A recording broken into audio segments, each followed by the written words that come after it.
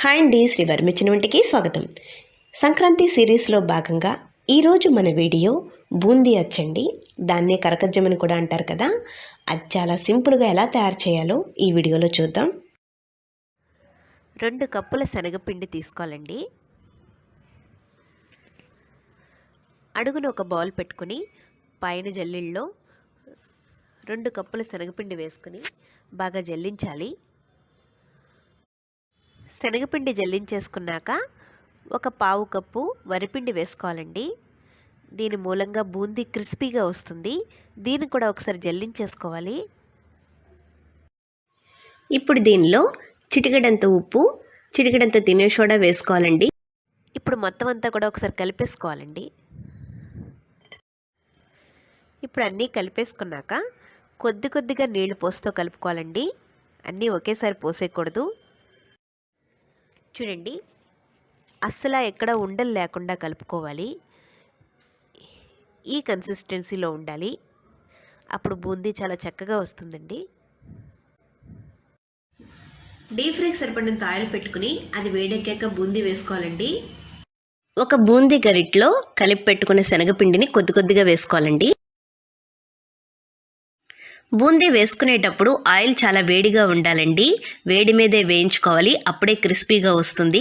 మరి ఎక్కువగా కూడా వేగనవసరం లేదు. ఇక్కడ చాలా ముఖ్యంగా బూందీ గరిటె అస్సలు తడి ఉండకూడదండి.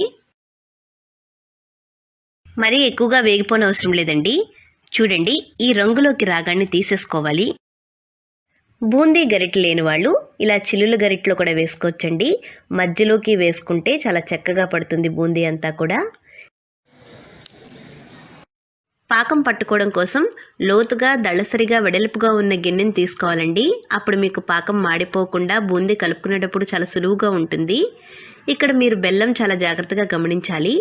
1.5 కప్పు బెల్లం తీసుకోవాలి. పావు కప్పు నీళ్లు పోసుకోవాలి.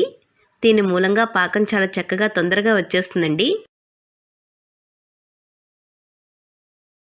పాకం రెడీ అయ్యే లోపల ఒక ట్రేకి కొద్దిగా నెయ్యి తీసుకుని మొత్తం అంతా రాసుకోవాలండి.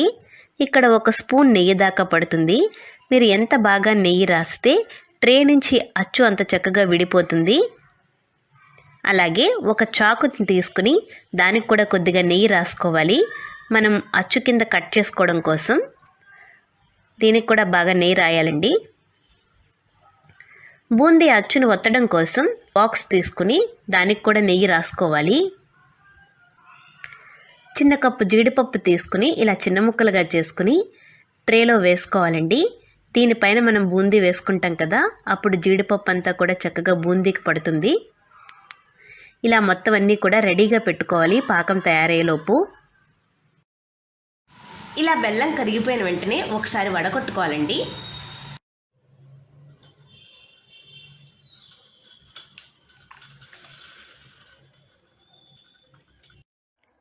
వడగొట్టేసుకున్నాక మళ్ళీ ఆ పాకాన్ని ఉండపాకం వచ్చేంత వరకు కూడా మరగనివ్వాలండి.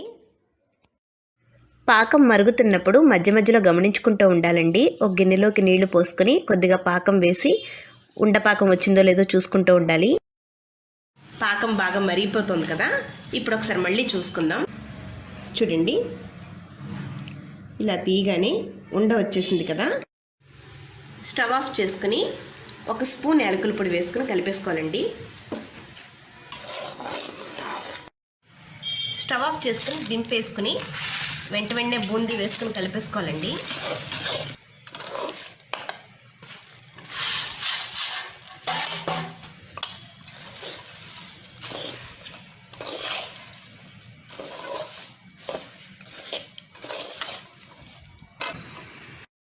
మనం రెడీగా పెట్టుకున్న ట్రేలో వేసేసుకోవాలండి అంతా కూడాను.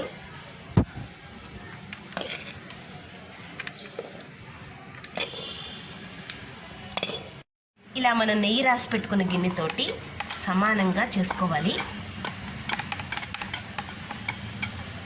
ఈ నెయ్యి మూలంగా గిన్నెకి అది అతుక్కోకుండా ఉంటుంది. వేడిగా ఉన్నప్పుడే చాకుతోటి మీకు కావలసిన సైజులో అచ్చును కట్ చేసుకోవాలండి. పూర్తిగా చల్లారాక మాత్రమే అచ్చుని తీసుకోవాలి.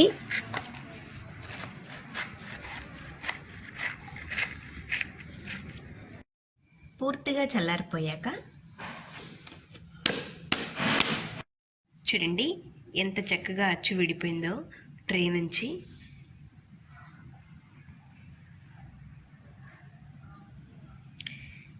ఇప్పుడు ముందుకి తిప్పి చూద్దామండి.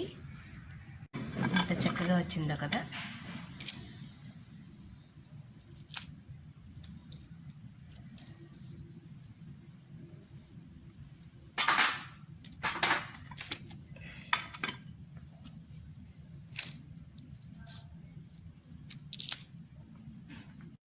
చూడండి మనం వేసిన జీడిపప్పు అది కూడా అచ్చుకు చక్కగా అతుక్కుంది కదా.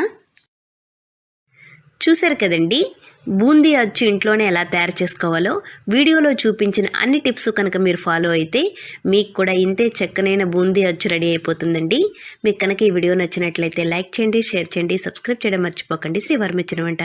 Thank you for watching.